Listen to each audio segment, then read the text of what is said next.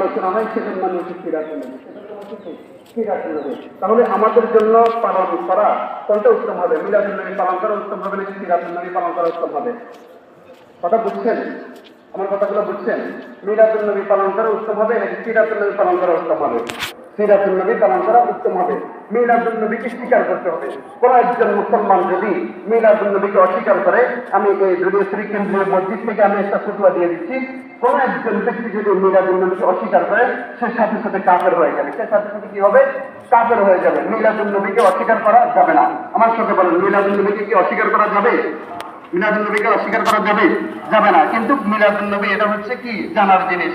মিলাদুন নবী এটা কিসের জিনিস? জানার জিনিস। আর সিরাতুন নবী যেটা আছে এটা হচ্ছে পালন করার জিনিস। এটা হচ্ছে কিসের জিনিস?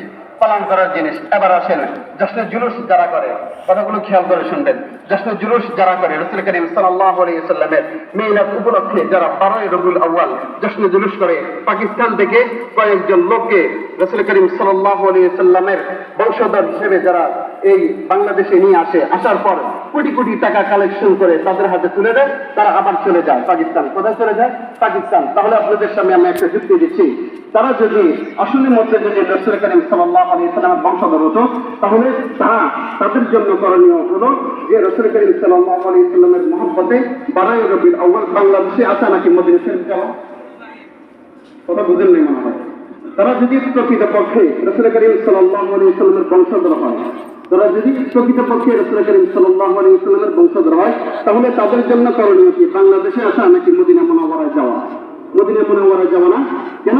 মদিনা মুনাওয়ারা রাসূল করিম সাল্লাল্লাহু আলাইহি ওয়াসাল্লাম শুয়ে আছেন, যাদেরকে তারা মহব্বত করেন, যাদের বংশধর, তারা যদি রাসূল করিম সাল্লাল্লাহু আলাইহি ওয়াসাল্লামকে হাকিকিভাবে মহব্বত করে, তাহলে তাদের জন্য কখনোই সম্ভব হবে না মদিনা মুনাওয়ারা ছেড়ে বাংলাদেশে আসা। মদিনা মুনাওয়ারা ছেড়ে বাংলাদেশে আসা।